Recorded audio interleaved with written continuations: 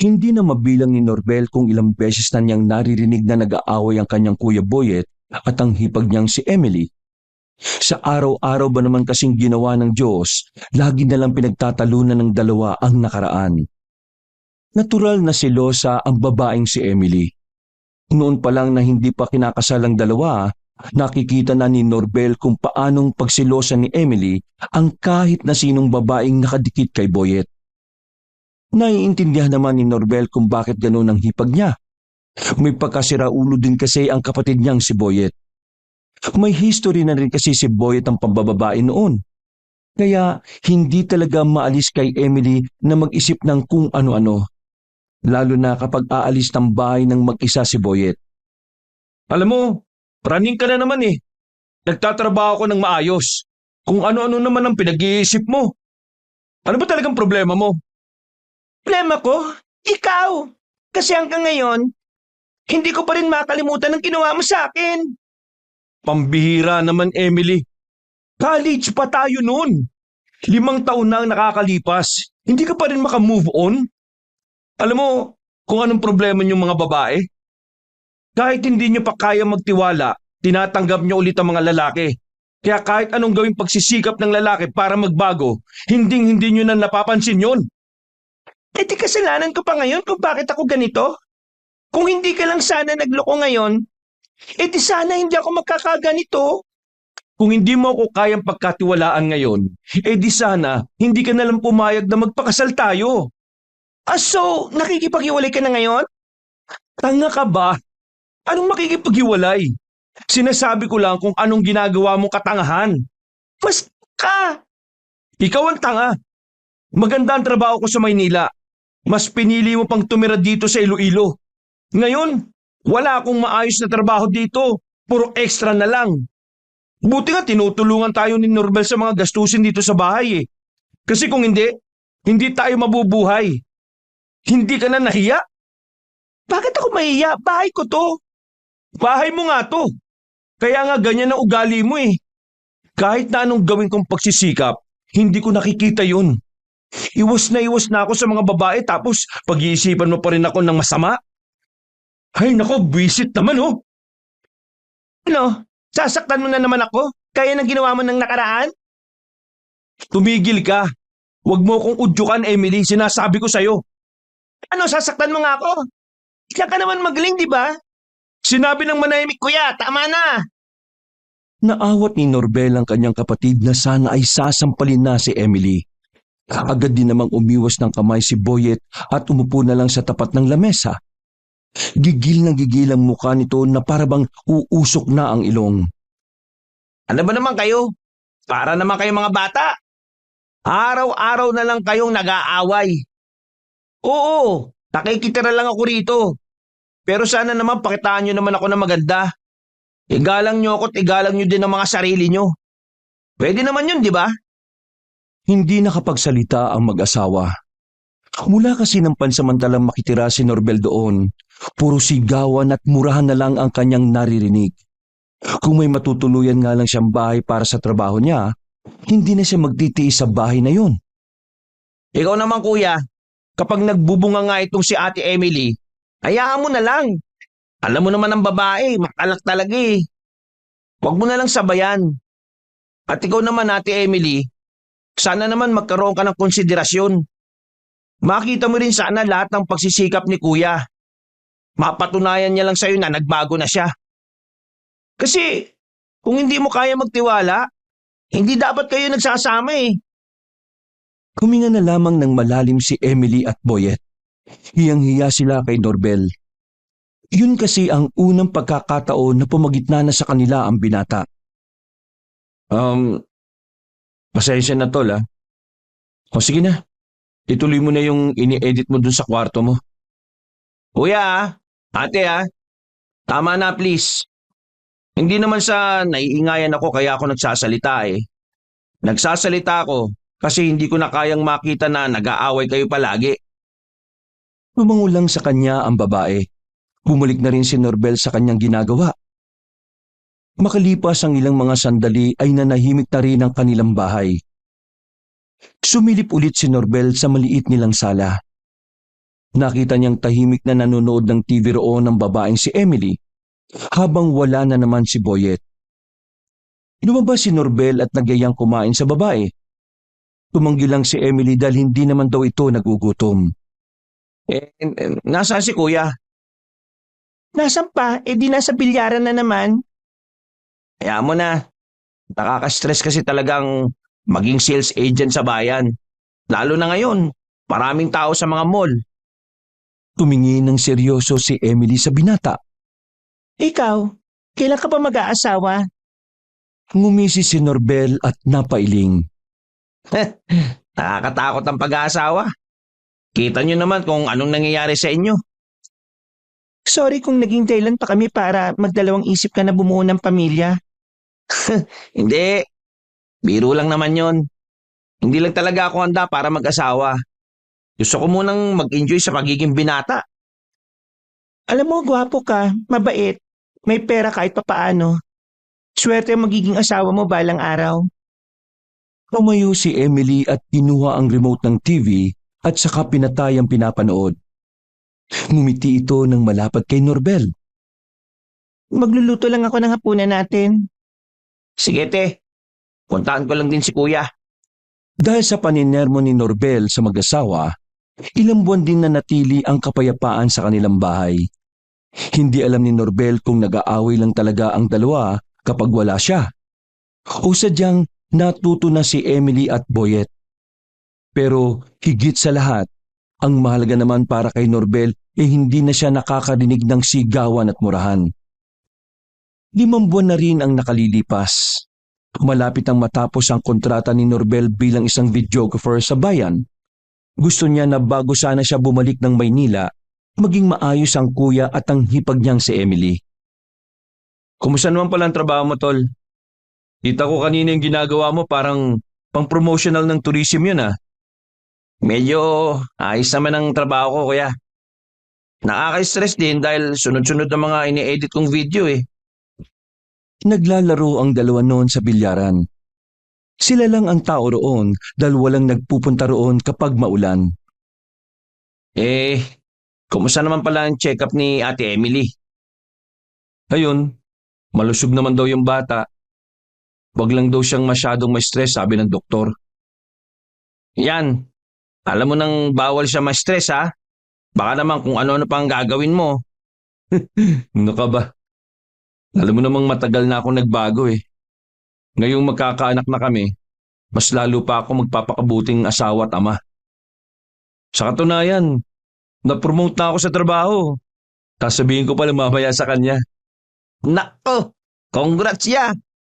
Mukhang magiging masaya ang pag-alis ko sa susunod na buwan ah. Sure ka ba na alis ka na? Kung wala ka pa namang kontrata sa Maynila, baka pwedeng dito ka muna. Sige, titingnan ko kuya. Nag-appear pa ang dalawa nung sandaling yon. Pagkatapos nilang maglaro ng bilyar, ay umuwi na rin sila sa bahay. Basang-basa sila nang makauwi sila dahil nawasak ang maliit na payong na dala nila.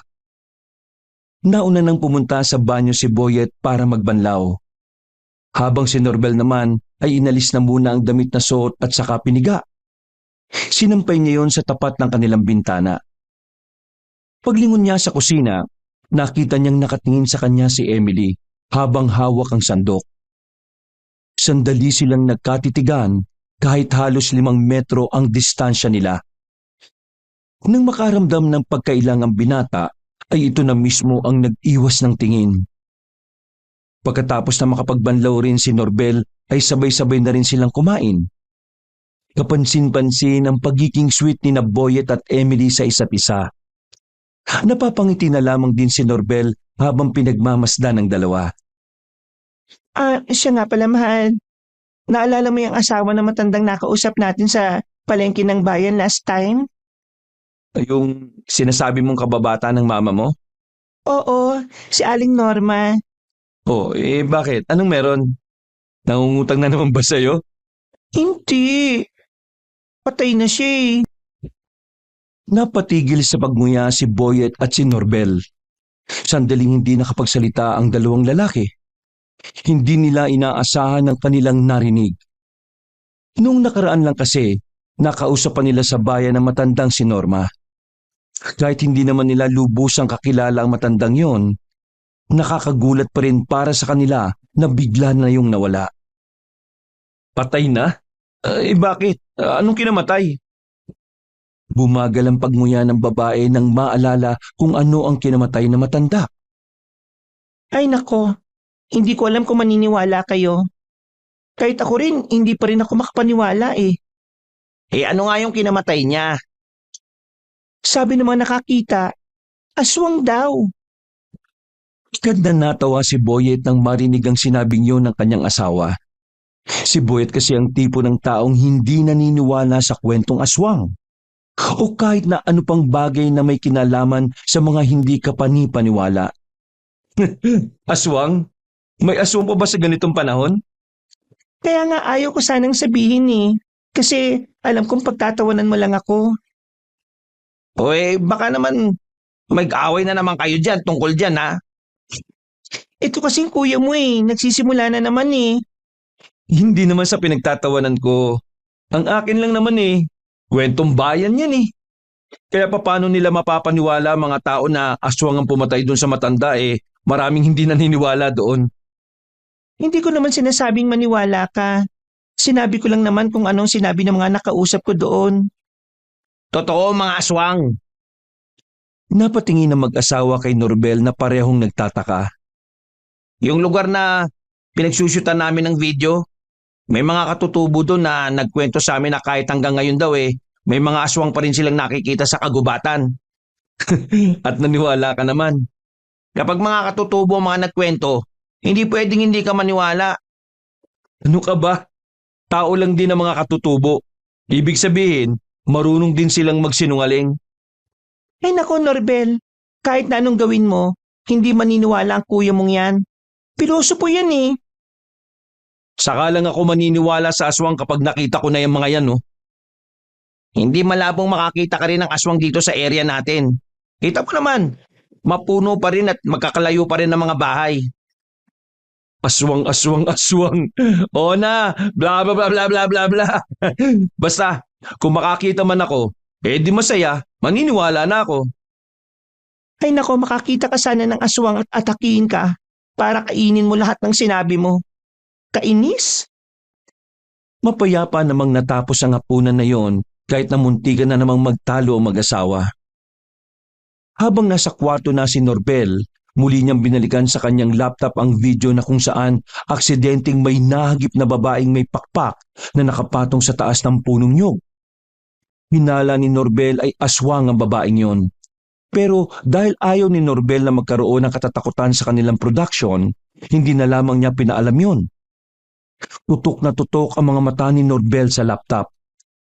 Makailang ulit na niyang nireview at dinum ang kuha ng nahagip na aswang. Kahit sa ang anggulo niya tingnan, sigurado talaga siya na hindi tao ang nakita sa video. Totoo ang aswang. Di ako pwedeng magkamali tungkol sa sinabi ng mga katutubo at tungkol dito sa video na ito. Ang tanong, saan naman kaya naglalagay ang mga aswang na yun? Humiga na lamang si Norbel sa kanyang higaan at kalaunan ay nakatulog na rin ang binata. Kinaumagahan, walang ibang gagawin ng binata sa araw na yon kundi ang magpahinga. Si Boyet naman ay maagang umalis dahil kailangan nitong pumasok sa trabaho. Nagpunta si Norbel sa sala at naroon si Emily. Tulala at parang malalim ang iniisip. Bote, ayos ka lang ba? Mukhang malalim ang iniisip mo Nanaginip ako. Inaaswang daw ako. Napahawak pa si Emily sa kanyang tiyan at saka tumingin kay Norbel. Inaaswang ka? Oo, sa panaginip ko. Galing daw akong lamay. Tapos, sinundan daw ako ng aswang. Hindi kaya dahil lang yan sa kakaisip mo kay Aling Norma? Hay, hindi ko na nga alam eh. Baka nga siguro. Sumapit ang kinagabihan, hindi pa rin nakakauwi si Boyet. Kaya naman si Norbel lang sasama kay Emily para magpunta sa burol na matandang si Norma. Tutal, wala pa namang gagawin ng binata sa gabing yon. Dakong 6:00 ng gabi, nakaalis na ng bahay ang dalawa. Balot na balot ang babaeng si Emily dahil mahamog na rin sa labas. Buti na nga lang din at pinayagan siya ng kanyang asawa. Nang makarating na sila sa burulan, agad silang sinalubong ng isa sa mga anak ni Aling Norma. Dinala sila nito sa isang bakanting lamesa at doon pinapwesto. Maya-maya pa, naiwan si Norbel doon dahil pumasok si Emily sa bahay. Kinausap kasi ng babae ang mga anak ng matanda. Habang mag-isa siya, ay naririnig niya pa ang kwento-kwento ng mga naroon. Katulad ng sinabi ni Emily, ganun na ganun din ang pagkakakwento ng mga tao. Aswang daw ang pumaslang sa biktima. Maglalaro na lang sana si Norbel ng paborito niyang online game nang biglang may matandang babaeng lumapit sa kanya. Hindi pa naman sobrang tanda nito, pero sa tansya niya ay nasa edad 50 na ang matanda. Iho, tawa mo ba ang kasama mong buntis? Ay, hindi po. Hipag ko lang po siya. Pumiling sandali ang matanda at parang nababahala ang mukha nito. Kaya naman hindi na naiwasan ng binata na hindi magtanong. Bakit to? Ano po bang problema? Alam mo ba ang comics na may pamagat na mga pangil sa dilim? Salubong ang kilay ni Norbel na iniisip ang sinabi ng matanda. Hindi siya pamilyar sa sinasabi nito sa kanya. Hindi rin naman kasi ito mahilig sa mga comics o kahit na ano pang babasahin sa libro o comics. Ay, hindi po eh. Bakit po? Ano naman pong meron sa comics na yun? Ang pangil sa dilim ay ang kwento ng mga kakaibang taktika ng mga aswang kung papaano sila mambibiktima ng mga buntis. Sa sinabing yun na matanda ay naintriga na agad ang binata. Tinago nito ang cellphone sa bulsa at nagabang pa sa sasabihin ng kanyang kausap. Umupo ang matanda sa tabi niya at pinagpatuloy ang sasabihin nito. Isa sa mga taktika ng mga aswang ay ang maghanap ng mga buntis sa isang lamayan o burulan. Dahil ang kanilang paniniwala, ang sanggol na may dadaan sa harapan ng taong pinaglalamayan ay higit na malinamnam, masarap at mukmo. Kaya nga iho, tinatanong kita, hindi mo ba talaga alam ang comics na yon? Kasi kung hindi, gusto ko lang sabihin sa iyo na ang mga kwentong naroon ay totoo. Hanggang ngayon, patuloy pa rin ginagawa ng mga aswang ang style nilang ganon. Kaya kung ako sa iyo, bago pa lumalim ang gabi, ay iuwi mo na ang hipag mo. Teka. Naniniwala po ako sa aswang eh. Pero gaano naman po katotoo yung sinasabi nyo na ang nangyari sa comics ay ginagawa pa rin ng mga aswang? Malalaman mo ang sagot mo kung magtatagal pa kayo rito hanggang 12:00 ng hating gabi. Dahil sa mga ganoong oras, saka sila dadaan sa burol para alamin kung may buntis na nakikipaglamay. Di kailangan mo nang malagay sa alanganin ng buhay namin para masabi ko na totoo ang ginagawa ng mga aswang yon. Sa parte pa lang na nangamba ka para sa kaligtasan ng inyong dalawa. Doon pa lang dapat alam mong naniniwala ka na. Iho, sinasabihan na kita. Bago pa man makaakit ng atensyon ng hipag mo, kailangan mo na siyang iuwi bago ang 12:00 ng gabi. Sandali lang o. Ano po bang pangalan ninyo? Mara, tawagin mo na lang akong Aling Mara. Isa akong albularyo. Naglakad na ang matandang babae palabas ng bakuran ng lamayan. Sinundan pa rin yun ng tingin ni Norbel hanggang sa tuluyan na itong mawala sa paningin niya. Aminado ang binata na sa mga sandaling yon ay kinabahan siyang bigla. Gusto na sana niyang umuwi pero dahil hindi siya makapasok sa loob ng bahay, wala naman siyang magawa para ayain ang kanyang hipag. Lintik naman. Bakit hindi nawawala ang kaba ko? Ang tagal naman kasing lumabas ni Ate Emily. Nakakainis naman. Sinuyod ni Norbel ang paligid. Kakaunti lang ang mga taong naglalamay doon. Lahat ng naroon ay sinusuri niyang maigi kung kahinahinala ba ang mga yon. Sa kabutihang palad, wala naman siyang nararamdaman na panganib sa mga nasa bakuran. Sa kakahintay sa babae, inabot na nga siya ng alas 12 sa lamesa. Ilang text at miss call na ang ginawa niya pero hindi pa rin sumasagot si Emily sa kanya. Pambira. Ano ba pinag-uusapan nila sa loob? 3 oras na sila doon ah. Napatingin si Norbel nang may isang lalaking pumasok sa bakuran.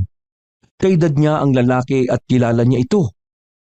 Kasama niya yon sa production, ang lalaking taga doon din sa probinsyang yon. "Oh bro, anong ginagawa mo rito?" Uy, Brando, ikaw pala. Sinama ko kasi yung hipag ko eh.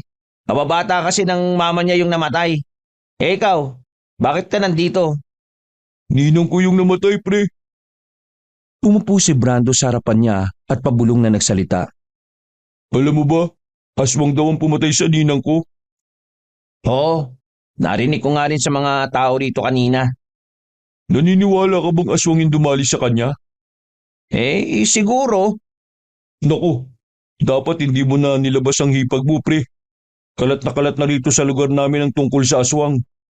Hindi ba umabot sa barangay niyo yung haka-haka?" Hindi. Boring kasi ron. "Kung ako sa'yo, pre, iuwi mo na yung hipag mo. Malalim na ang gabi. Maglalakad pa kayo papuntang terminal. Baka mamaya niyan, Ay nako, huwag ka nang manakot. Palibhasa, taga Manila ako eh. Kaya mo ako tinatakot eh no. Hindi. Sinasabi ko lang sa'yo yung mga posibilidad." Maraming salamat. Tagal kasing lumabas ng hipag ko eh.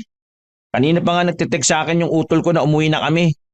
Pero mukhang napasarap yata yung chismisan nila sa loob eh. Nang makita ni Norbel na lumabas na ng pinto ang kanyang hipag, ay para siyang binunutan ng tinik sa lalamunan. Sandali muna silang sumilip sa kabaong na matanda at saka lumabas na rin ang bakuran. Naglalakad na sila patungo sa terminal ng tricycle nang bigla silang hinabol ng lalaking si Brando. "Pre! Pre!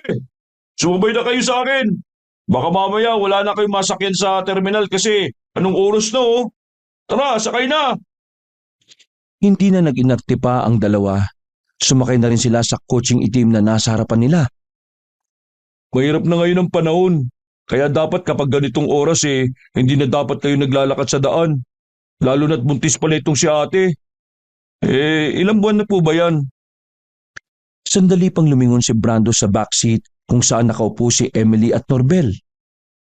5 buwan na. Mag-aanim na sa susunod na linggo. "Naku, mainit na sa mata yan ng mga aswang." Pre, Pinutol agad ni Norbel ang sasabihin ni Brando para hindi na maparanoid ang babaeng si Emily. Hindi, ayos lang Norbel. Sa totoo lang, aswang din naman ang napag-usapan namin sa loob. in 3 hours, aswang lang ang usapan ninyo? Natatawang tumango ang babaeng si Emily. Totoo nga ang aswang. Sinabi sa akin ng mga anak ni Aling Norma na ilang araw bago mamatay ang ina nila. May kwento pa raw sa kanila si Aling Norma. Natuklasan daw ng nanay nila kung saan nakatira yung ibang aswang. Siguro, kaya siya pinatay. Kasi para hindi daw makapagsumbong si Aling Norma sa mga albularyo. Basta, ang dami namin napag-usapan tungkol sa mga aswang. Kaya ngayon, hindi ka na dapat lumalayo ng bahay. Alam mo ng totoong aswang kaya ingat-ingat na rin. Ako mayayari kay Kuya Boyet kapag may nangyaring masama sa'yo eh. Uy, pre, dahan-dahan man. Biglang nagpreno si Brando nang makita nilang meron silang nasagasaan. Sa pagkabigla, hindi agad bumaba ng sasakyan si Brando. Kabado itong nakiramdam. "Pre, parang may nasagasaan yata ako." Ano? Nasagasaan? Nagkaalangan lumabas ang dalawa ng sasakyan. Pumunta sila sa harapan. Doon ay nakita nila ang matandang lalaki na nakahandusay. Pero wala namang dugo. Natataranta na si Brando noon dahil akala niya ay nakapatay na siya. Pero pareho silang nawindang nang biglang tumayo ang matanda na parang wala lang nangyari. Dahil sa ilaw ng sasakyan na nakatutok sa matanda, nakita nila ang namumula nitong mga mata.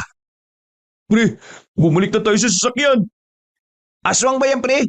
"Parang, pero siguro di ko alam." Nagmamadali ang dalawang lalaki na makabalik ng sasakyan. Bumomba ng malakas si Brando para takutin ang matandang nasa harapan niya. Ang kaso nga lang, ay parang walang pakialam ang matanda kahit nasagasaan pa nila. Kaya ang ginawa ni Brando ay iniatras na lamang niya ang sasakyan hanggang sa makabalik na sila sa kabilang kanto. Mas malayo ang daan doon kumpara sa karaniwang daan. Pero wala na silang magagawa. Mas mainam nang makaiwas sa hinihinala nilang aswang kahit na malayo pa ang iikutin nila. Kesa naman malagay pa sa panganib ang buhay ng buntis na kasama nila. Hindi naman siguro tayo nasundan ano? Hindi ko alam, pero sana naman hindi. Bakit? Aswang pa yung matandang nasa gasaan natin? Namumula yung mga mata niya eh. Tapos parang nangingitim yung labi. Madugis din yung muka. Parang aswang nga yun. Kasi kita mo, nabuhay pa nung nasa kasaan. Biglang bumalik sa alaala ni Norbel ang sinabi sa kanya ng matandang si Mara. Tumutugma kasi yon sa kung anuman ang nangyayari. Nakakainis pa itong kuya mo. Inaaswang na ako lahat-lahat dito sa biyahe. Hindi mo lang sumasagot sa mga tawag ko. Nakakainis. Eh baka naman tulog na. Pustahan, gising pa yan oh. Makalipas ang ilang minuto, wala na ring nangyaring kakaiba. Alauna nang makarating na sila sa barangay nila. Hindi na nakapasok ng barangay ang sasakyan ni Brando dahil maputik ang daan. Lulubog lang ang gulong kapag pinilit niya. Kaya naman hanggang doon na lang nito hinatid sina Norbel at Emily. Maraming salamat pre ha. Kita-kits na lang sa set mamaya. Wala nga naman pre. Ingatan mo yung hipag mo ha. Kakaiba ang ngiting pinakita ni Brando sa kanya. Batid ni Norbel kung ano ang nais nitong sabihin, pero hindi na lamang niya yun pinansin. Naglakad na lamang ang dalawa patungo sa kanilang bahay. Napadaan sila sa bilyaran at doon ay nakita nila si Boyet na abalang-abala at focus na focus sa paglalaro ng bilyar. Agad na nag-init ang ulo ng babaeng si Emily kahit medyo malaki na ang tiyan. Binilisan nito ang paglalakad palapit doon. Walang yaka talaga. Kaya pala hindi ka sumasagot sa mga tawag ko dahil mas inuuna mo pa yung bilyar na yan kaysa sa akin. Hindi nagpapigil ang babae. Hinuha nito ang tako na nakasandal sa gilid at saka pinalo kay Boyet. Mabuti na lamang at inawat agad yun ni Norbel. Samantalang nabigla naman ang ibang mga naroon. Ano ka ba naman Emily? Huwag kang nga gumawa ng eksena dito. Gagawa talaga ako ng eksena dito dahil sa kawalang kwento mong asawa. Mapapahamak na ako pero hindi kita maasahan. Norbel, ano bang pinagsasabi nito? Sabay niyo na pag-usapan yan. Ate Emily, please lang, wag dito. Sige, sabay tayo magtuos. Mabilis silang naglakad pa uwi. Pagdating nila roon ay agad na nagbunganga si Emily. Galit na galit itong pinagmumura ang asawa. Habang si Norbel naman ay nasa gilid lang habang napapakamot ng ulo. Wala kang kamalay-malay na inaaswang na ako roon kahit nasa biyaya ko. Sinuntan ako ng aswang. Mabuti na lang kasama ko si Norbel at ang kasama niya sa trabaho. Samantalang ikaw, wala. Inuna mo pa yung bilyard, visit ka. Eh sira naman pala talaga tuktok mo eh. Kaya nga si Norbel ang pinasama ko sa'yo. Kasi nga siya ang bahala sa'yo. Dalawang lalaki naman pala kasama mo eh. At nakauwi ka naman na maayos. Eh ano pang pinagpuputok ng butsi mo ha? Hindi ko sinasagot ang tawag mo? Malamang. Naglalaro ko ng bilyar eh. Malaki ang pusta ko doon. Hindi sana ako matatalo kung di ka dumating at nanggulo eh. At isa pa ha, dapat kasi maaga kang umuwi. Kung totoo yung aswang na yan, bakit ka nagpaabot ang hating gabi? Kaya yan, binuhos ko na lang sa pagbibilyar yung sama ng loob ko rin sa'yo. Text ako ng text kay Doorbell eh. Sinasabi, tagal mo daw nakikipagkwentuhan doon. Kaya mas gusto ko pang magbilyar. Baka manalo pa ako. Seryoso ka ba? Mas mahalaga sa yung pusta na yon kaysa dito sa anak natin na dinadala ko? Bumuntong hininga si Boyet at tumupo sa sofa na maliit. Eh, hindi naman sa ganun. Ang sa akin lang, wala naman ako magagawa kahit na masagot ko yung tawag mo. Ikaw na nagsabi, nasa biyahe na rin kayo. Hindi pa kami nakakaalis kaninang alas 6, sinabi na kitang sunduin mo ko kapag uuwi na. Pero nasaan ka? Wala. Ikasama mo nga naman si Norbel. Ano ka ba naman? Hindi ka ba nakakaintindi? Ang sabihin mo kasi, wala ka naman talagang pakialam sa akin kay buntis man ako o hindi. Siguro may babae ka na naman, no? Diyos ko, ito na naman tayo eh. Saka mo na ako kausapin kapag kalmado ka na, ha? Visit naman talaga, oh. Sige, lumayas ka. Huwag kang babalik dito, ha? Lumabas ng bahay si Boyet at bumalik na lang sa bilyaran. Naiwang galit na galit si Emily. Nilapitan naman ito ni Norbel para pakalmahin. Dahil sa nangyari ay bumalik na naman sa alitan ng mag-asawang Boyet at Emily. Ilang araw na ring hindi nagpapansinan ng dalawa. Sa nakikita ni Norbel, parang unti-unti na ring nagiging siraulo ang kanyang kuya.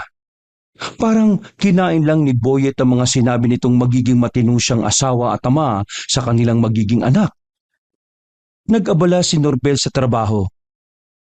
Naging paspasan kasi ang paggawa nila ng mga video dahil halos 2 linggo na lang ay matatapos na rin ang kanyang kontrata. Alas 7 ng gabi nang ihatid ni Brando si Norbel sa kanto ng kanilang baryo. Ilang araw na rin siyang hinahatid ni Brando sa kanila dahil na rin sa nangyari. Hanggang sa mga puntong yun kasi, hindi pa rin nila matukoy kung aswang nga ba talaga ang nakita nilang matanda noon. Maraming salamat, pre, ha? Di bale, kapag natapos yung project natin, babawi ako sa'yo. Walang anuman pre. Alam mo naman na ayaw kitang mapahamak eh. Pinaandar na ni Brando ang sasakyan paalis. Nagmamadali namang umuwi si Norbel dahil walang kasama sa bahay ang kanyang hipag.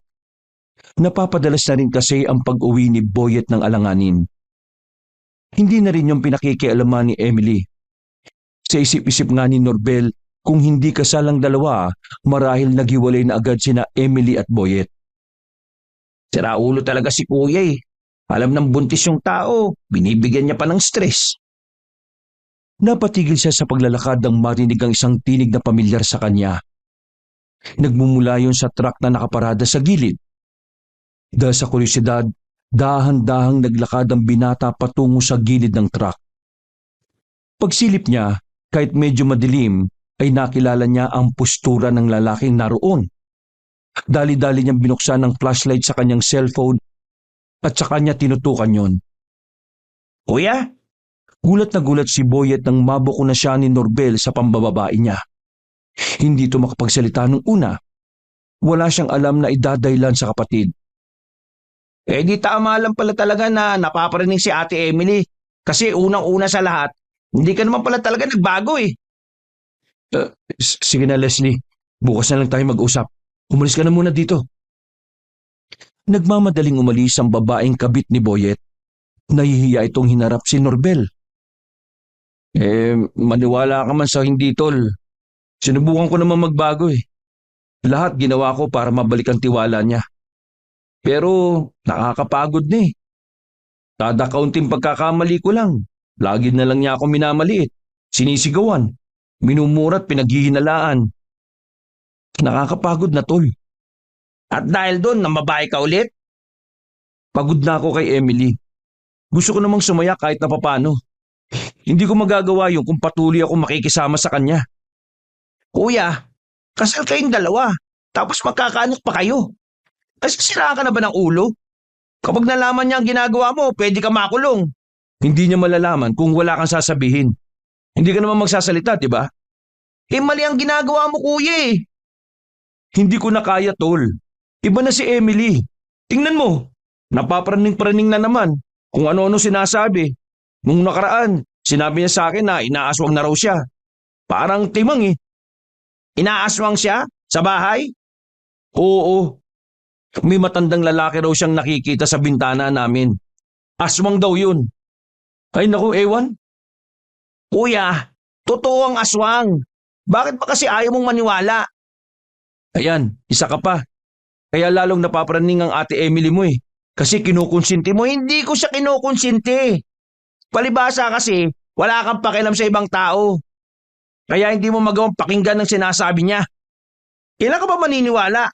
Kapag napatay na rin kami ng aswang gaya ni Aling Norma? Hindi nakapagsalita si Boyet. Napalunok na lamang ito ng laway. Sabi mo kay Ate Emily ang pambababae mo. Kasi kung hindi, wala akong choice, kuya. Ako magsasabi sa kanya. Hoy! Bumalik ka dito! Hindi na nilingon pa ni Norbel ang kanyang kuya. Diretso na lamang siyang naglakad pa uwi sa kanilang bahay. Pagdating niya, Naabutan niyang palabas ng bahay ang kanyang hipag na si Emily. Nakabis ito ng magandang duster na pangbuntis. Ote, saan ka pupunta? Huling lamay ngayon ni Aling Norma. Kailangan kong pumunta ron.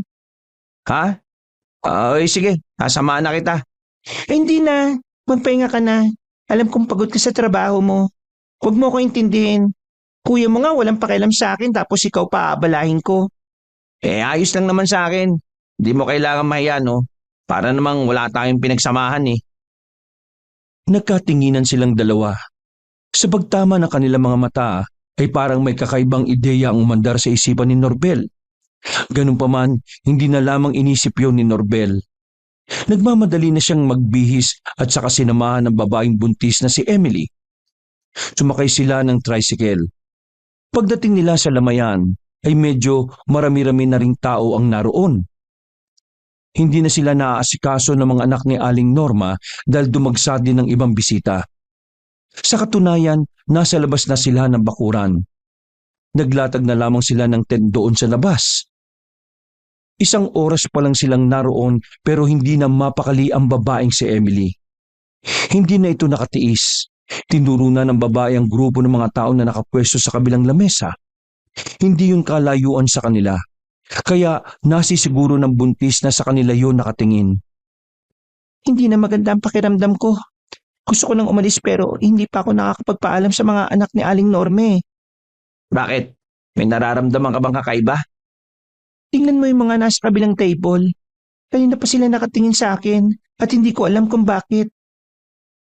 Nang tingnan ni Norbel ang kabilang lamesa, nakita niya ang mga weirdong tingin ng mga yun sa kanyang hipag. Agad din namang umiwas ng tingin ng mga yun. Nakaramdam na rin ng pagkabahala si Norbel. Hindi na niya hihintayin pang may mangyaring masama sa kanila sa lamayan. Kailangan na talaga nating umalis dito. Tara nate. Inalalayan ni Norbel ang buntis. Pasimple silang naglakad palayo. Nang mapansin sila ng grupo sa lamesang malapit sa kanila, nakita ni Norbel na nagsitayuan na rin ang mga yon. Sinabayan pa sila ng kamalasan sa mga oras na yon dahil kahit maaga-aga pa naman, walang napapadaan na kahit na anong sasakyan. Kaya wala silang choice kundi lakarin na lang ang patungong terminal. Hindi nagtagal, nararamdaman ni Norbel at Emily na merong sumusunod sa kanila.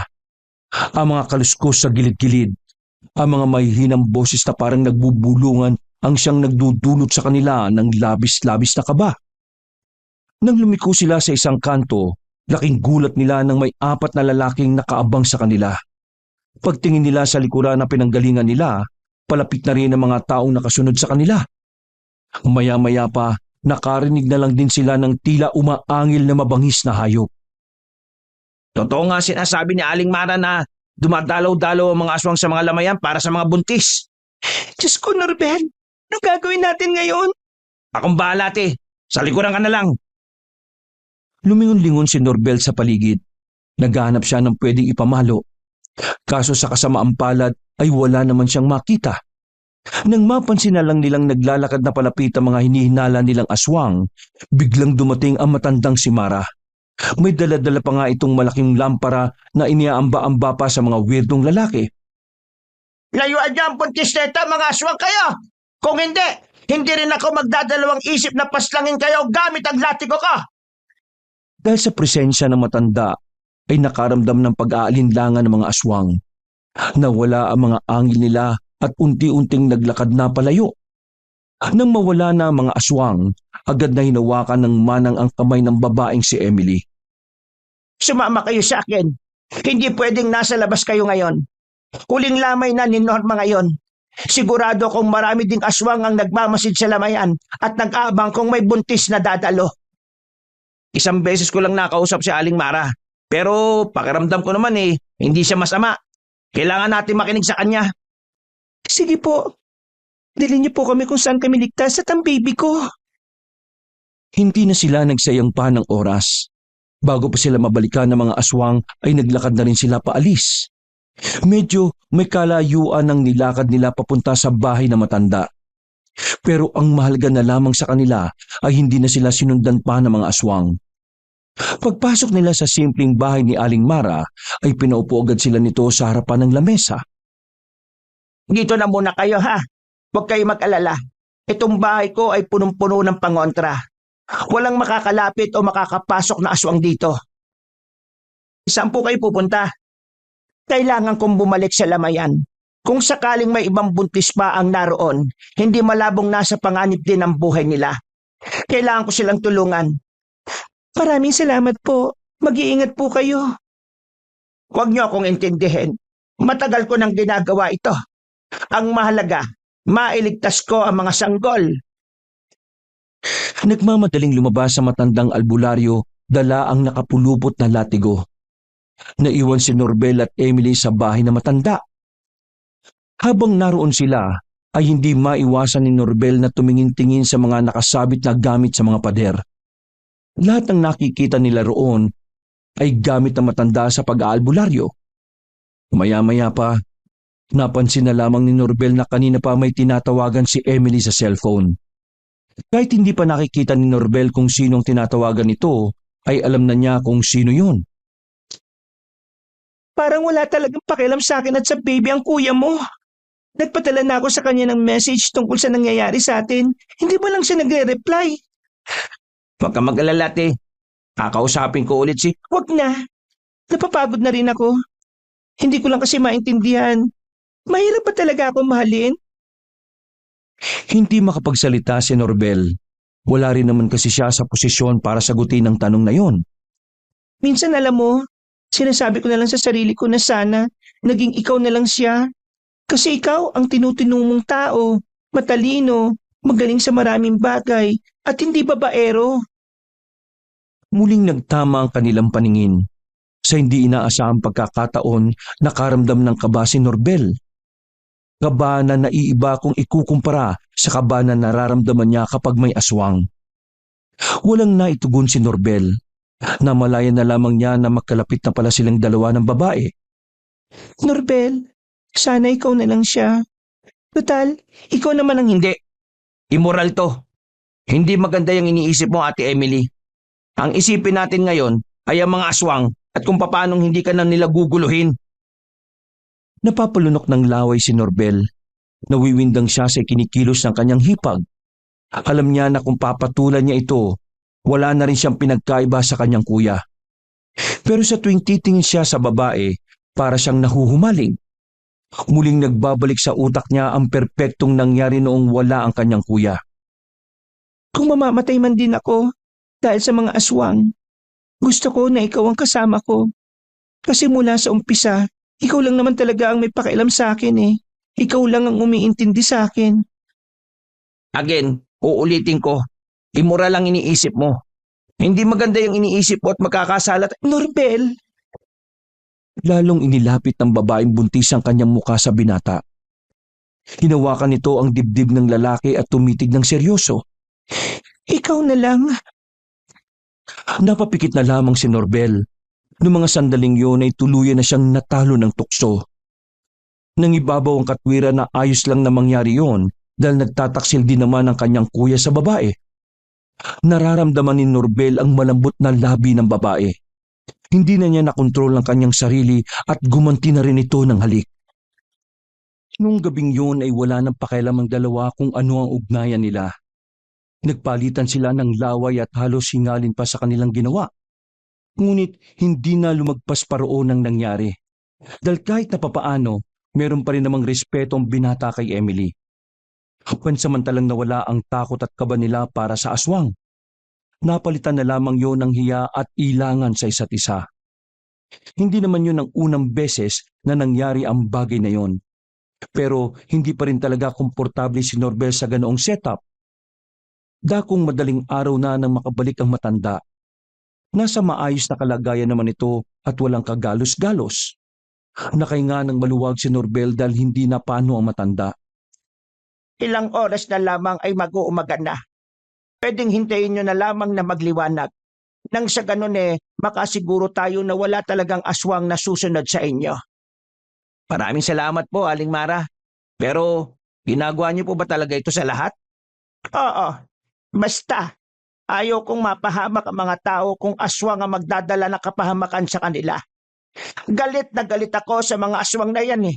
Mga salot sila. Marami pong salamat. Siguro kung hindi po kayo dumating, wala na po ako ngayon at ang baby ko. Walang anuman basta iha. Alagaan mo ang sarili mo ha. At wag kang lalabas ng walang kasama.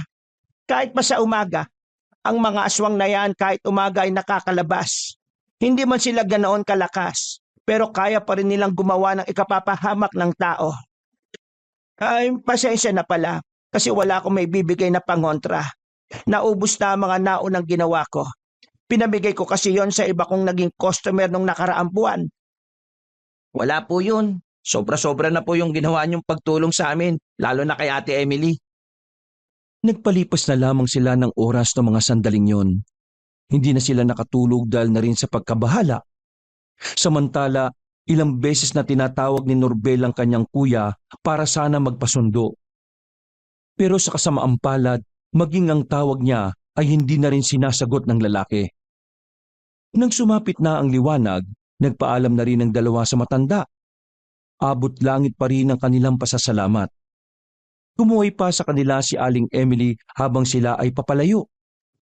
Maaga pa lang pero nang mapadaan sila sa ilang metro lang ang layo sa lamayan, nakita nila ang mga nagkakagulong tao sa gilid ng daan. Kinakabahang lumapit si Norbel at Emily.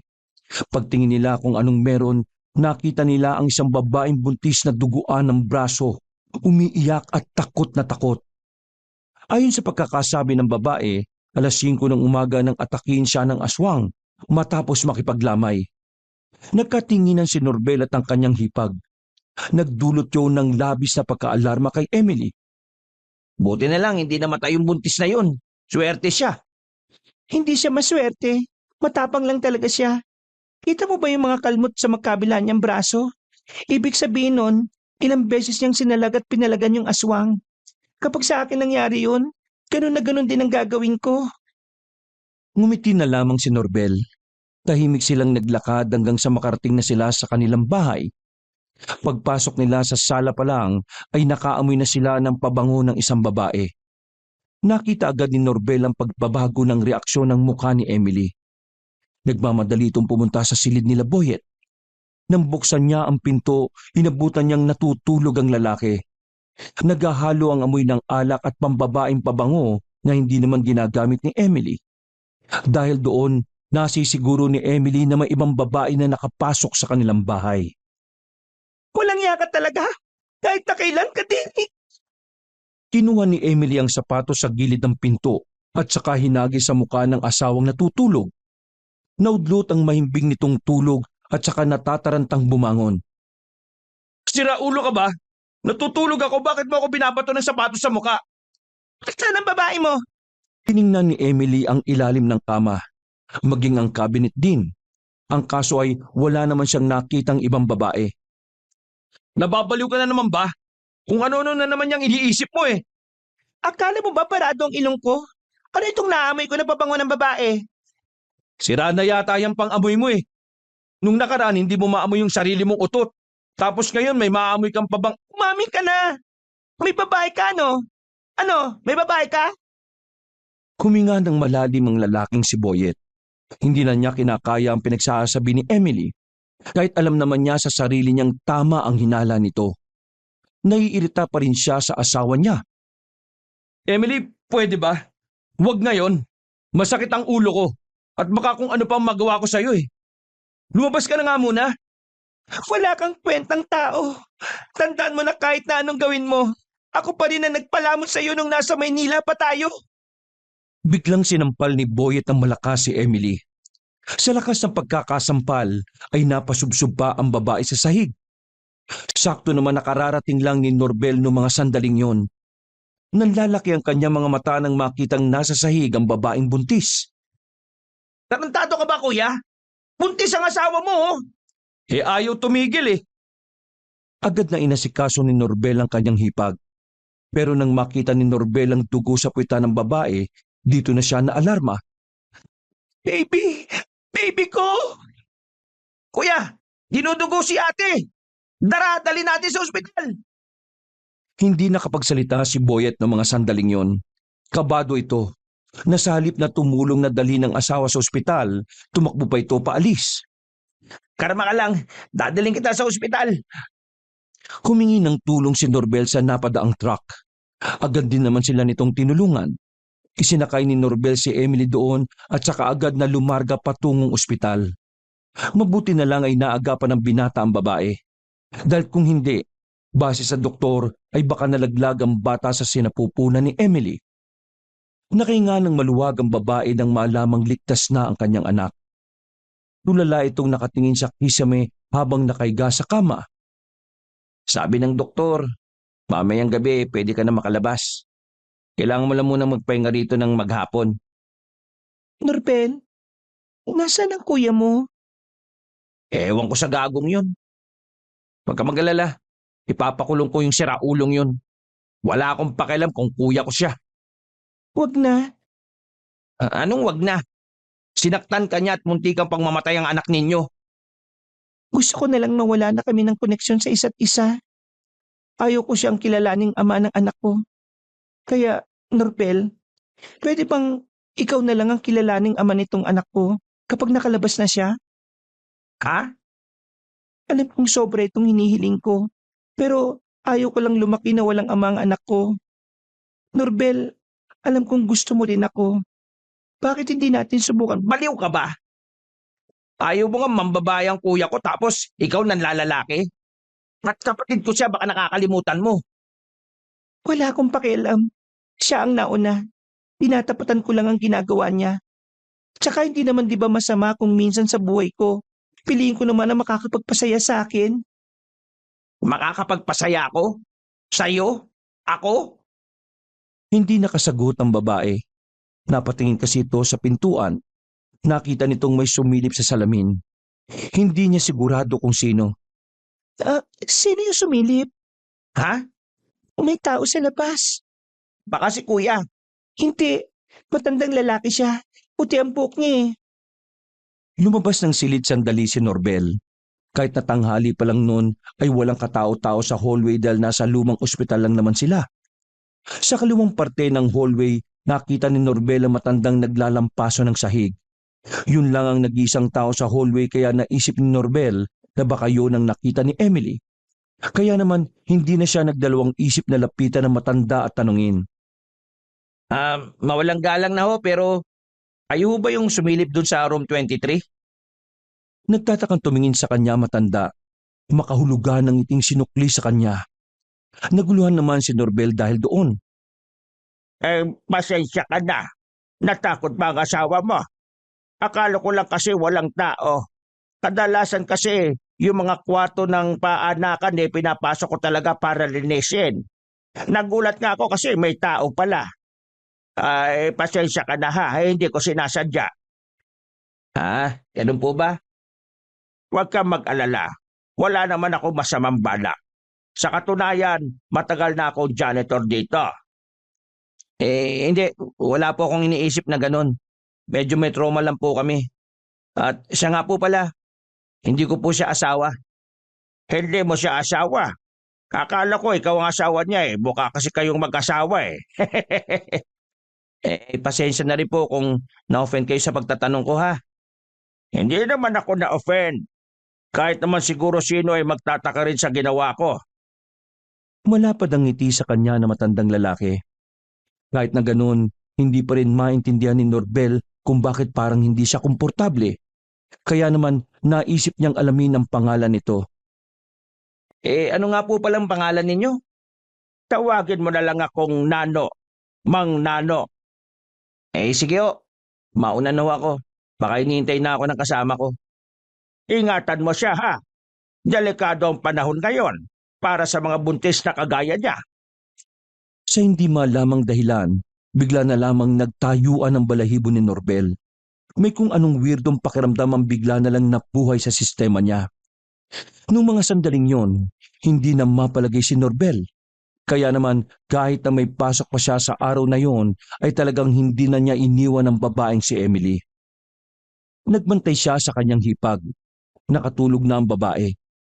Samantala, pagsapit ng alauna ay dumating naman si Brando. Sandaling lumabas ng silid si Norbel para kausapin ang lalaking nasa harapan ng pintuan. Oh, nandito na yung mga pinabili mo. Nagdala na rin ako ng pagkain natin para sabay-sabay na tayong kumain pagising ng hipag mo. Maraming salamat pre ah. Pasensya na't naabala pa kita. Sus, wala yun no. Ay, siya nga pala. Hindi pala natuloy yung shoot natin ngayon. Yung direktor natin sumakit yung tiyan eh. Ah, buti naman. I mean, sana okay na si Direk bukas. Pero pre, hindi naman siya nanghihimasok ako ha. Pero ano bang nangyari at bakit munti ka nang makuha ng hipag mo? Huminga ng malalim si Norbel. Sandali pa siyang sumilip sa loob gamit ang salamin ng pintuan. Ever since kasing maging mag-asawa sila ng kuya ko, hindi na sila magkasundo eh. Kanina, ayun, nagkasakitan sila. Nasampal ni kuya itong si Ate Emily. Tapos, tumakbo si kuya paalis. Huwag lang siyang magpapakita sa akin ako. Aduduguin ko talaga yung mukha niya. Isumbong niyo na lang sa pulis. Mas maiging legal pre. Ayaw nang ipag ko eh. Ayaw na siguro niyang may intindihin pa. Tumingin-tingin si Brando sa hallway. Parang inaalam muna nito kung may ibang makakarinig sa sasabihin niya. Oh, bakit pre? Pre, bakit dito sa ospital na to kayo pumunta? Bakit hindi sa bayan? Nakisakay lang kami kanina sa truck eh. Kaya dito na kami binaba, total, ito ang pinakamalapit. Isa pa, hindi na rin kita kinontak pa kasi akala ko nasa set ka na eh. Bakit ba? Ano bang problema? Mukha namang okay yung mga staff dito ah. Pre, dito sa ospital na ito maraming kaso ng nawawalang anak. I mean, yung mga bagong panganak noong 2005, sunod-sunod na nawawala ang mga sanggol nila. Hindi to chismis ha. Kasi nung nakarang taon lang din, may insidente ulit. Kapitbahay naman namin. Dito siya nanganak. Iniwan lang siya saglit ng asawa niya. Paggising niya, wala na yung anak niya. Kaya, pansin mo ba? Walang ibang buntis o mga bagong panganak ang mga nasa room dito sa paanakan? Sa nalaman ni Norbel, lalong nadagdagan ng takot niya para sa kanyang hipag. Kaya pala una pa lang, hindi na maganda ang pakiramdam niya sa ospital na yun. Pero dahil wala naman silang choice, ay wala naman siyang magawa. Pwede naman na yata makalabas ang hipag mo eh. Ialis mo na rito pre habang maaga. Hindi ko ba nahihiwagaan sa ospital na ito? Lumang-luma na. Alam mo, palagay ko nga may aswang dito eh. Sinasabi mo ba sila ang kumukuha ng mga sanggol dito?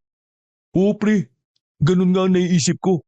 Kaya ngayon pa lang, umalis na kayo rito. Maniwala ka sa akin. Kahit isearch mo pa sa internet yung tungkol dito. Hindi pa sumasapit ang 3:00 ng hapon, pinilit na ni Norbel na makalis sila sa ospital na yon. Gamit ang sasakyan ni Brando ay umalis na sila roon. Nagtataka pa nga si Norbel dahil noong pasakay na sila, nakita niya pa si Mang Nano na nasa labas. Masama ang tingin sa kanya. Habang nasa biyahe sila, doon lamang napagtanto ni Norbel kung ano ang dahilan. Kinalibutan siya ng isiping baka ang matandang janitor na si Nano ay isa palang aswang. Hinatid sila ni Brando sa kanilang bahay. Katulad ng inaasahan, wala roon si Boyet. Marahil ay natakot itong bumalik sa pangambang baka ipadampot ito ni Emily sa mga pulis. Paano pre? Alis na muna ako ha. Kailangan ko lang mamili sa bayan. Kapag may kailangan kayo, tawagan mo lang ako agad. Ate Emily, kainin niyo po yung prutas na binili ko ha. Makakabuti po yun sa inyo. Maraming salamat, Brando. Mag-iingat ka sa bayan, ha? Bawi ako sa iyo next time pre. Pag-andar ng sasakyan ay saka lamang sila pumasok sa loob ng bahay. Napatigil si Emily sa sala habang hawak-hawak ang mag-aanim na buwan niyang tiyan. Malungkot ang mukha nito. Magpahinga ka na muna sa kwarto. Huwag ka mag-alala. Dito lang ako. Babantayan ko kung sinong lalapit sa bahay. Kapag umuwi si kuya, paalisin ko kagad. Magpahinga ka na rin. Alam kong pagod ka. Pag mo akong intindihin, ayos lang naman ako eh. Naiwan si Norbel sa sala. Binuksan na lamang nito ang TV at nanood. Hapon pa lang naman noon pero antok na siya. Kaya makalipas lang ang 5 minuto, hindi na namalayan ni Norbel na nakatulog na pala siya. Dakong 7:00 na ng gabi nang magising siya. Nakakarinig kasi siya ng mabibigat na paa sa kanilang bubong. Namulagat ang kanyang mga mata nang biglang pumasok sa isipan niya ang aswang. Sunod niyang naalala ay ang hipag niyang buntis. Nagmamadali siyang pinuntahan si Emily. Pagbukas ng babae ng pinto, alam at nararamdaman na rin pala nito kung ano ang nasa bubungan nila. Isinirado nila ang pintuan at ang bintana. Pinaupo ni Norbel ang babae sa kama, habang siya naman pumesto siya sa bintana at pasimpleng nakikiramdam sa labas. Ate Emily, may load ka ba? I-text mo si Brando. Sabi mo pumunta siya rito. Isama niya kamo si Aling Mara. Hindi nagsayang ng segundo ang babae at agad na sinugod ang sinabi ni Norbel. Nag-reply naman agad si Brando at sinabing pupunta ito. Ilang minuto pa ang lumipas, palakas ng palakas ang mga yabag ng paa sa bubungan. Hindi lang isa ang nararamdaman nila. Palagay ni Norbel, hindi bababa sa 4 na aswang ang umaaligid sa bahay nila. Narinig nilang may kumalubog sa sala. Sumilip si Norbel sa butas ng pinto. Nakita niya sa sala na nawasak na nang may kung sinong nagpupumilit na pumasok. Parang binabangga-bangga ang pintuan sa sala. Dahilan para mas lalong kabahan si Norbel at Emily. Norbel, ano gagawin natin? Paano kung makapasok sila sa sala? Makakapasok na rin sila rito. Kumalma ka lang. Nararamdaman ko makakarating sila Brando rito. Natigil ang kanilang pag-uusap na makarinig sila ng pamilyar na boses para kay Norbel. Isang matandang lalaki ang nasa harapan ng main door. Ito! Sinado ito! Nandito lang ako kasi may gusto lang sana akong isauli sa inyo. Naiwan nyo kasi yung tsinelas ng buntis kanina sa ospital. Pwede bang buksan nyo ang pinto? Nang sa ganun maibalik ko itong tsinelas na ito. Di natin siya pwedeng pagbuksan. Malakas ang kutob ko na aswang ang janitor na yan eh. Iho naman! Natitiis mo bang mahamugan ng isang matandang lalaking katulad ko? Malamig dito sa labas Baka pwede naman papasukin mo para naman makapagkape ako. O baka naman iniisip mo na isa akong aswang. Ang sunod nilang narinig ay tawa ng matandang lalaki sa labas. Para itong nabubuang. Halatang gusto lamang na magkaroon ng pagkakataon na makapasok. Noong mga oras na yon, nanindigan si Norbel na kahit na anong mangyari, hindi sila lalabas ng silid na yon. Pero sa mga sumunod na sandali, naging kakilakilabot na ang mga nangyari. Nawasak na ang pintuan ng kanilang sala. Nakita ni Norbel sa maliit na butas na nakapasok na si Mang Nano sa sala nila. Kasama nito ang 3 aswang. Dahil maliwanag sa sala, kitang-kita ni Norbel sa maliit na butas na yon ang nakakatakot nilang mga anyo. Pasensya ka na, iho. Pero napilitan na akong pumasok Gustong-gusto ko na kasing maisauli ang tsinelas nito sa babae kasama mo. Aayusin ko na lang ang pinto niyo bukas. Pero sa isang kondisyon. Ibigay mo sa akin ang buntis na yan. Nang gumalaw na ang doorknob ng pinto ng silid na yon, doon na kinabahan ng sobra si Norbel. Dinampot na niya ang flower vase na nasa gilid ng kama. Ano ang gagawin natin, Norbel? Ayoko pang mamatay. Madadamay ang baby ko. Kainis, nasaan na ba sila Brando? Iho, bibigyan kita ng pagkakataon makapili ng magiging kapalaran mo. Kung ibibigay mo sa akin ang buntis na yan, hindi kita idadamay. Pero kung hindi ka makikinig sa akin, pwede kayong mamatay ng magkasabay.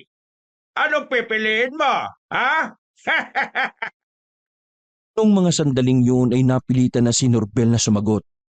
Naisip niyang pahabain ang usapan para kahit papaano makagawa siya ng oras para kina Brando. Bakit niyo ba ito ginagawa? Wala naman kami kasalanan sa inyo Bakit namin to ginagawa? Kasi nagpakita kayo sa lamayan. Doon nagsimula ang lahat kung bakit naging ganito ang kapalaran yung dalawa. Umagat kayo sa batibong. Kayo ang pumatay kay Aling Norma? Kami nga. Ano naman gayon? May gagawin ka bang lalaki ka?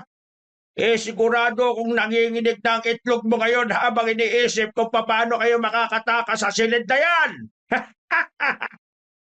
Nagmamakawa ako sa inyo. Nakiusap. Huwag niyo po kaming guluhin.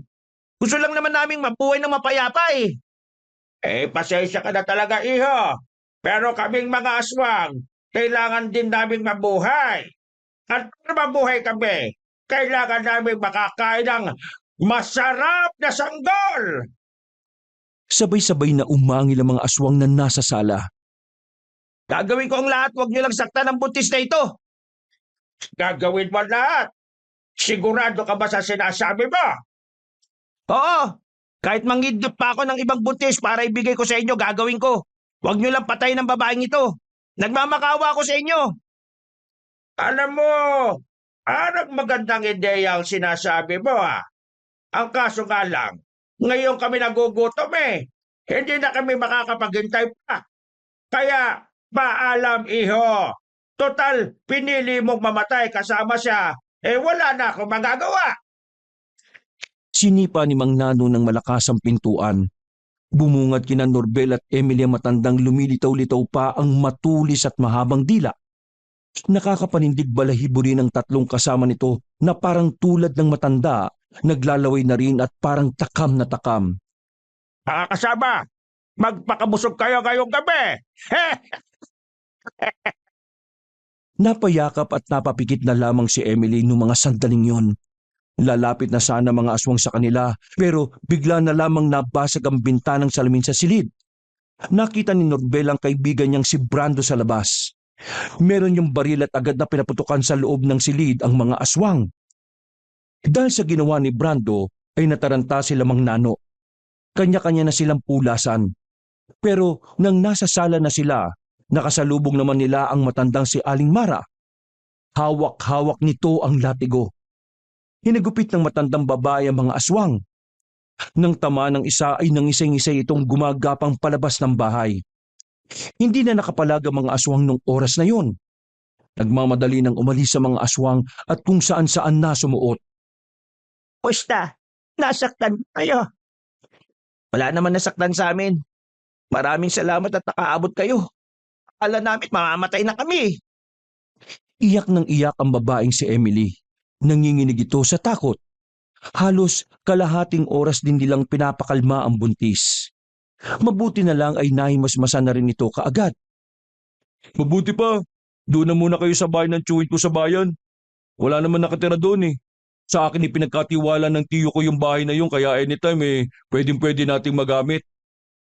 Ate Emily, kailangan na nating umalis dito. Ihanda ko lang lahat ng gamit na dadali natin. Tinulungan na ni Brando si Norbel sa pag-iimpake para mas mapabilis sila. Nang matapos ay agad na rin silang bumiyahe paalis. Mag-aalas 12 na ng gabi nang makarating na sila sa bayan. Kahit na papaano, naging kalmado at kampante na rin ang kalooban nila. Marami-rami na kasing tao at kabahayan sa bayan.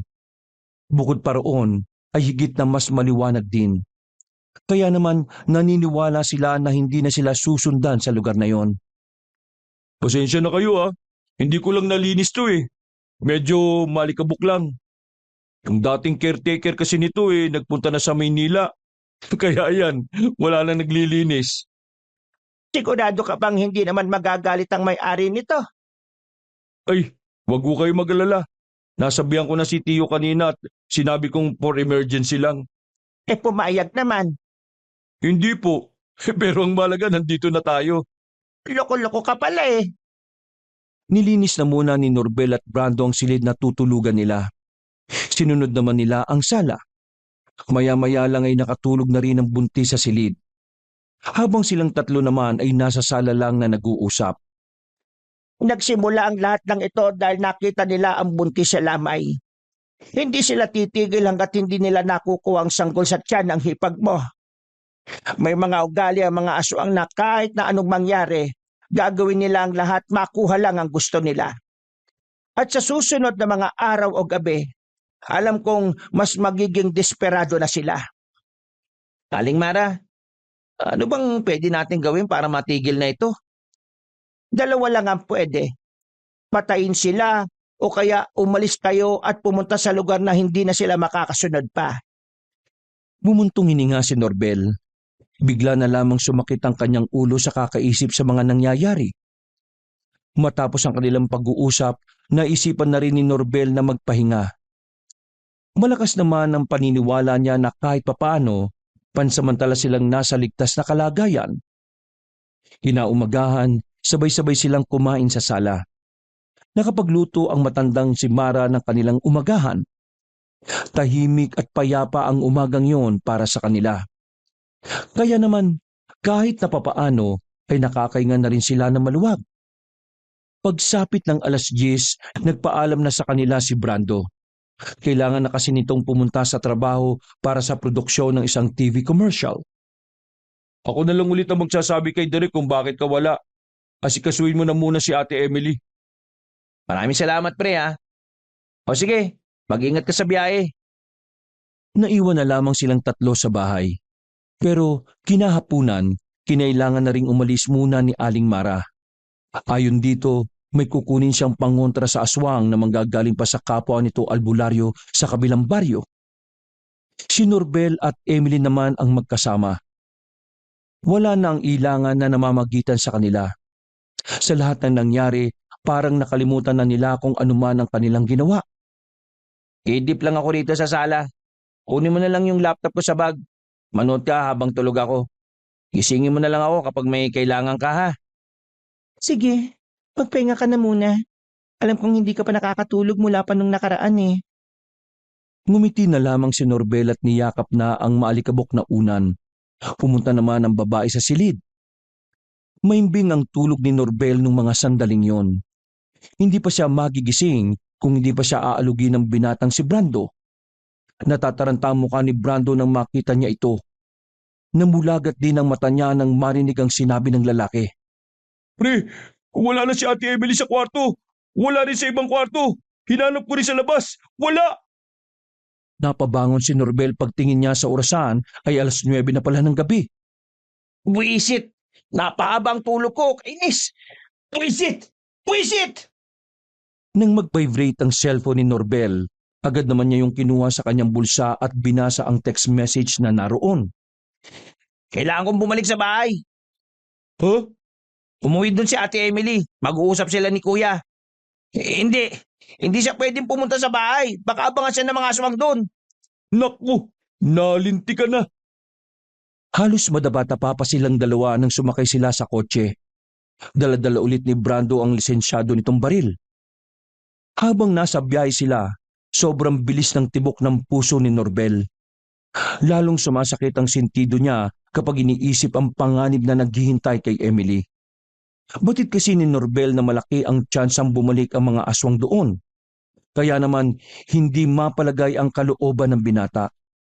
Sinisisi niya ang kanyang sarili na kung hindi sana napahaba ang kanyang tulog, hindi sana makakaalis ang buntis. Makalipas ang halos kalahating oras na biyahe dahil sa banggaan na nangyari sa isang kalsada, nakarating na rin sila sa kanilang lugar. Pinarada agad ni Brando ang sasakyan sa gilid.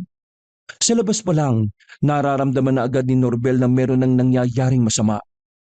Dali-dali silang tumakbo papasok ng bahay. Pagdating nila sa sala, inabutan nila si Boyet na nanlalaki ang mga mata. Nakatingin yun kay Emily na nakatihaya sa sahig. Duguan, nakabuka ang tiyan at wala ng buhay. Emily! Hindi! Anong nangyari kay Emily? Wala akong ginawa sa kanya, Norbel. Nagkasundo lang kami kanina na mag-usap para sana sa opisyal na paghiwalay namin. Pagdating ko dito yan na ang nadatnang ko. Maniwala ka, wala akong ginawa.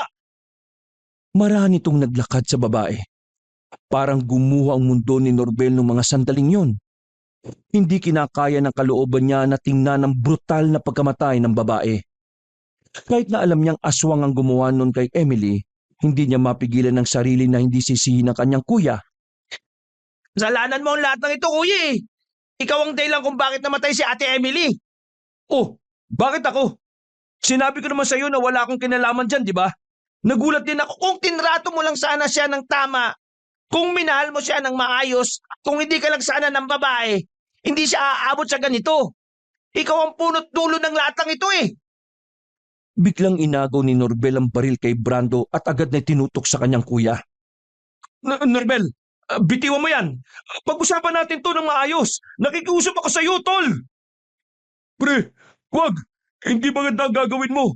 Hindi to ang tamang panahon para magsisihan. Aswang ang kalaban natin dito. Aswang ang pumatay kay Emily. Ibalik mo sa akin yan, pre. Wala akong pakialam. Yung mga taong katulad mo, kuya, dapat hindi na nabubuhay sa mundong ito eh. Wala kang kwentang asawa. Napalingon-lingon sila sa labas nang marinig na tila may mababangis na hayop. Kumaangil ang mga yun sa labas. Dahil doon, pansamantalang natigil ang tensyon na namamagitan sa magkapatid. Ha? Ano yun? Pre, bumalik sila. Mukhang pati tayo tatapusin nila. Wala nang nararamdamang takot si Norbel sa mga pagkakataong yon. Sa halip, mas gustong-gusto niyang makaharap ang mga aswang. Nang sa ganon ay maiganti niya ang pagpatay kay Emily. Mga aswang, magpakita kayo. Magtoast tayo hanggang kamatayan. Isang malakas na tawa ang narinig nila sa bakuran. Pagtingin nila roon ay nakita nila si Mang Nano na may dugo-dugo pa ito sa bibig at dibdib. Galit na pinagbababaril ni Norbel ang matanda. Pero dahil likas na maliksi ang matandang aswang ay nakailag yun. Tumuntong yon sa taas ng puno ng nyog na nasa gilid. Sinabi ko naman sa iyo, iho. Ingatan mo ang babaeng yon para hindi mapahamak, di ba? Pero anong ginawa mo? Hinayaan mo mag-isa. Walang iya ka. Bumaba ka dyan. Papatayin kitang aswang ka. Tumawa lang ng tumawa matanda. Ilang beses na pinagbababaril ni Norbel yun pero dahil hindi naman ito eksperto sa paghawak ng baril, hindi niya yun magawang tamaan. Pre, inubos niya lang ang bala mo. Itira mo yan sa iba pang aswang. Hindi nga nagkamali si Brando. Naglitawan ng mga aswang sa bubungan, sa gilid at sa mga puno. Nung pagkakataong yon, alam na ni Norbel na nasa alanganing kalagayan na sila. Pero dahil sa nag-uumapaw niyang galit, hindi na rin siya nakaramdam ng takot. Pinagbababaril niya ang mga nasa bubungan. Sa puntong yon ay nakatama na siya ng ilang aswang. Nagbagsakan yun sa lapag. Habang nangyayari yun ay nasa gilid lang si Boyet. Parang batang takot na takot. Wala akong pakialam kung mamamatay ako rito. Sa kasamaang palad, naubusan na siya ng bala. Nasa aktong aatake na siya ng isang aswang pero humarang ang kanyang kuya Boyet. Tinamaan si Boyet ng mahabang kuko ng aswang. Tumagos pa yon sa kaliwang balikat. Paghugot ng aswang ay nasa luyon ni Norbel. Sige na, tumakas na kayo, dali! Hindi makapagsalita si Norbel. Hindi niya inakala na gagawin yun ng kanyang kuya. Pero sa halip na matuwa, mas lalo lang siyang nagalit. Naisip niya kasi na paraan yun ni Boyet para takasan at hindi na pagbayaran ng mga ginawa nito kay Emily. Bakit? Bakit mo to ginawa?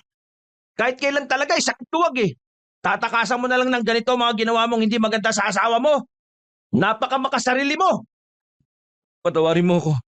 Ayaw ko lang mawala ka, bunso. Tuluyan ang humagulgol si Norbel. Kahit na naging siraulo ang kanyang kuya Boyet, hindi pa rin naman nawala ang pagmamahal niya rito. Kaya naman masakit para sa kanya na mamatay ng ganon ng lalaki. Namalayan na lang nila na napapalibutan na sila ng mga aswang. Habang nakatingin sa kapatid na wala ng buhay, tanggap na ni Norbel na hanggang doon na lamang ang lahat. Iho, pasensya ka na talaga. Pero ang kabayanihan mo dito na matatapos. Teka, anong gagawin niyo sa amin? Ano pa ba? Di kakainin. Unti-unti nang lumapit sa kanila ang mga aswang. Buti na lang biglang dumating ang matandang si Mara. Kasama na nito ang anak nitong pulis na may daladalang Armalite. Aswang yan, anak! Ratratin mo! Walang nagawa si Mang Nano. Hindi sila nakapaganda ng ratratin sila ng anak ni Aling Mara. Nang isay-ngisay ang mga aswang at agad na nagbagsakan sa sahig. Ilang minuto lang nalagas na agad ang mga aswang. Maging si Aling Mara ay naiyak na lang din ng nadatnan ng nangyari.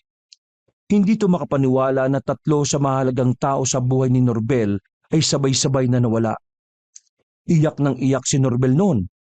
Para siyang masisiraan ng ulo. Hindi niya magawang matanggap na nawala ang kanyang kuya at ang babaeng si Emily.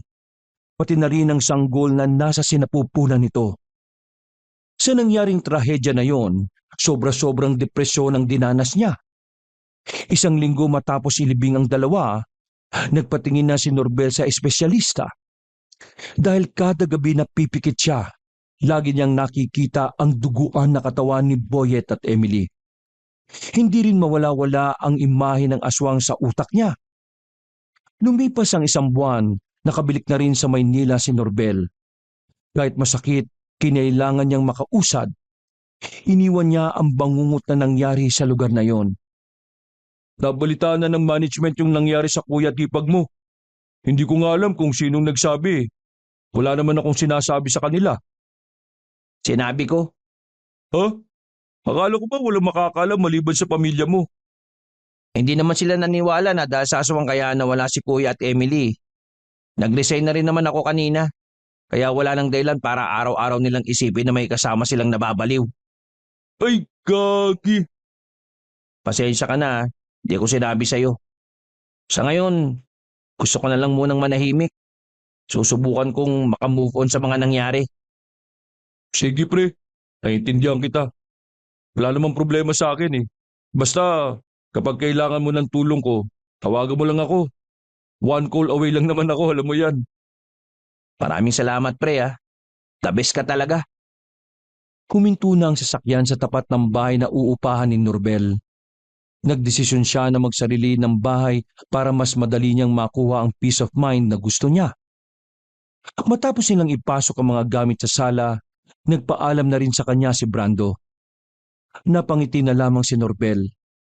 Malaki ang pasasalamat niya sa taong yon dahil sa dami ng naitulong nito sa kanya. Pre, ingat ah. Maraming salamat talaga. Walang anuman pre. Sige, see you soon.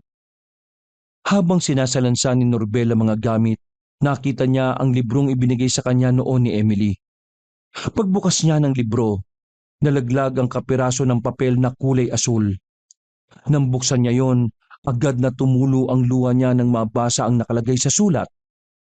Doon niya nalaman na ang pinagbubuntis pala ni Emily. Siya pala ang ama at hindi ang kanyang kuya. Wakas,